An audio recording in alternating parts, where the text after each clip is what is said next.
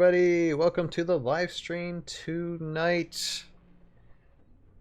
Special night with some special people.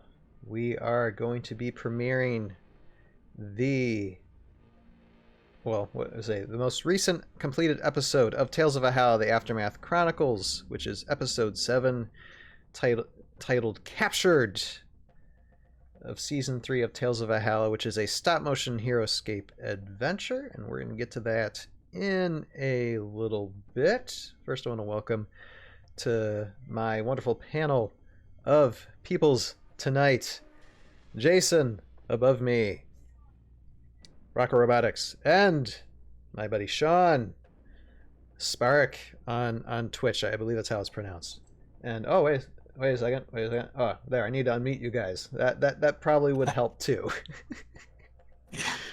Yes, Jason does the voice acting for Nigok Saw, as well as Knut Geirnt, who's a Roman soldier in the show, and Sean is Sergeant Drake Alexander, a beloved character in the franchise, which we ultimately just destroy and butcher like crazy.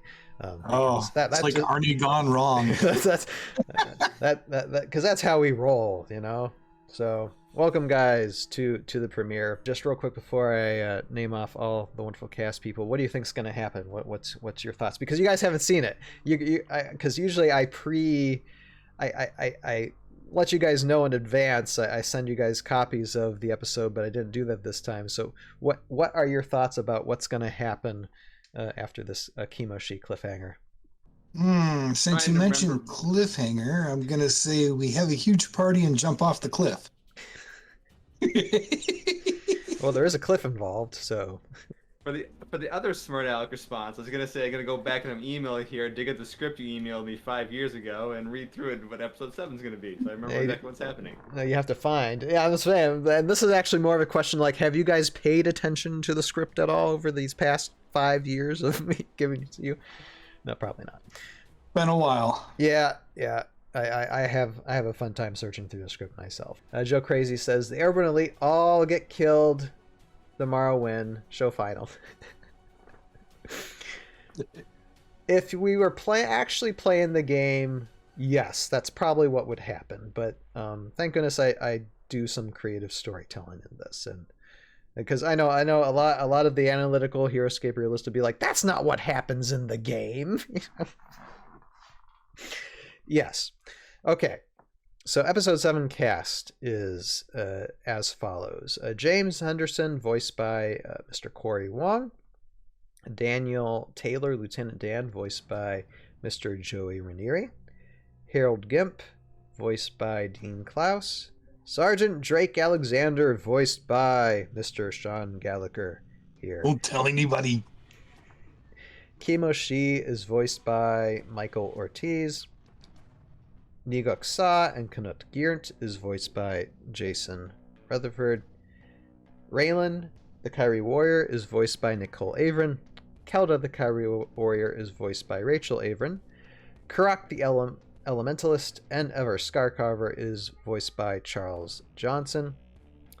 And Estavara is voiced by Damaris Saleh and Bonnie Miller, who is my mom. So those are the voice actors for this episode. And thank you everybody who helped volunteer, put in your time. This couldn't be done without you guys, so I appreciate it so much, and thank you. How about we watch this thing? So like I said, gonna switch it to the end of episode 6, and then we'll get right into episode 7. So everybody hold on to your hats. Let's get started.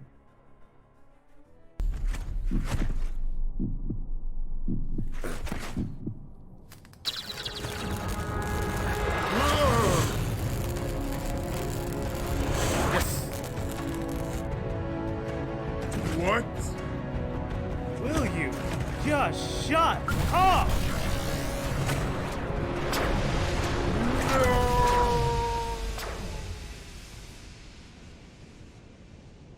What just happened? And the special effects took a long time to put in. How long were we working on that episode? Oh my! Since July, because I released released episode 6 early July, and because of ScapeCon as well as Heroscape Age of Annihilation coming out, some of that taking half my time. So yeah, it's taken up until this point to get all that the voiceovers, putting the video stuff together, the special effects, and all the other sound effects and music. Yep. How about we go through that episode again, give some commentary on it.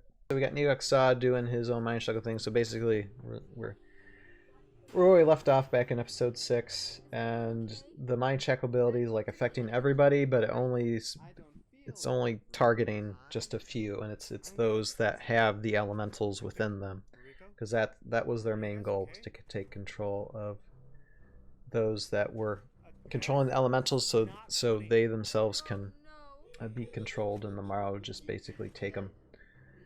And that part of the plan did work. For Kimoshi, for Kurok, for these other guys. And here we have Kelda. Kelda is really in a bad bind. She's trying to protect everybody she can, but she's getting injured in the process because she's a healer. She's not much of a fighter. And really in the game, she only has 3 life. So when you see those wound tokens, that indicates her lifespan. She's got 1 token, then eventually she gets 2. And so, for people who are very familiar with the game, they realize if she just got 3 life with 2 life, that means she's only 1 wound away from expiring. And then when you're stacking those wound tokens on the characters in the show, they're all relative to the Heroscape card power, or whatever the life and actual Heroscape card is. Right. So that carries some weight whether people realize it or not. She's just on a thread, but she's still sticking her ground because she has to. I love this little moment from Geert and Lightfall, because they just, with a glance at each other, make a decision. Okay, we're standing our ground with her, even though it's going to be probably a losing battle. We're going to try our best. So I love this moment from them. I think it gives them a little bit more character development. But what else can Kelda do? It's kind of a hopeless situation, but I love this build-up because you have the bad guy talking, monologuing, building up, and this is when the hero steps in, and it's just this is one thing I like about movies that I watched a lot of movies in the past where it has these moments. So I love this build-up, especially with the music swelling, and then it just you have this moment to where there you go, hero steps in. There's Henderson with that glyph. And for people who know and read the glyphs powers it's similar to what it is in the game, to what they do in the game. What's the negation glyph do in the game? It's supposed to disable a miniature's power. So in a sense, it kind of does. It disables the fire elemental's power from Kurok, but it gives it to Henderson instead. So Henderson ends up getting control of that elemental. And then we have, I think it's coming up soon. I don't know if it happened or just happened, but your line, Sean. It's your only Sergeant Drake Alexander line in this episode. I don't even remember the line. That's the scary part. Kimoshi, that witch, she's still alive. Yes. And we've had to do that a few times because you weren't saying witch. I think you were doing a PG-13R type thing happening. It's like, no, she's a witch, so we can get away with it here for that. Just trying to be real with it. Something Drake would have actually said. The audio voiceover recordings that we can never release, really. This is a kid's good show. blooper reel. This is a kid's show, people. That is episode 7. Like I said, some fun moments in there. We learn a few more things about the characters, have some nice, wonderful character development moments. Any thoughts from you guys before we move on? Coming on the standpoint of a movie maker or somebody who just enjoys cinematography in general, I love the special effects. I love how you blended it together quite well, and it looks very good. I put a lot of TLC in that, for sure. Even though you have to get to a point to where it's like, okay, you probably can't, even if you spent another month doing this, you probably couldn't make any better than it is now, and it really ain't going to make much of a difference if you do. So I try not to be perfectionist with these things. You got to get them out, but as good as it could possibly be. So I appreciate that. You're welcome, man. It's a lot of hard work that's gone into this. For sure.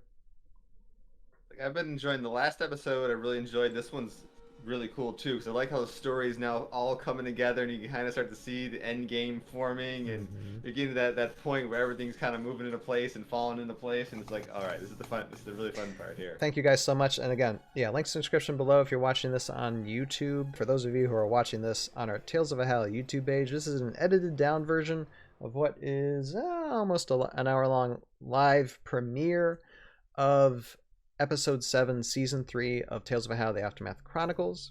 If you want to watch the full amount of this live stream, go to our Conduction Productions YouTube page, which should be in the screen in front of you, or a link in the description below. And with that, I thank you everybody for watching. I thank everybody who has participated in the making of this series. I couldn't, like I said, again, I couldn't do it without you guys. I appreciate it so much. You have a purpose in your life. Find it, pursue it, live it. We'll see you guys next time.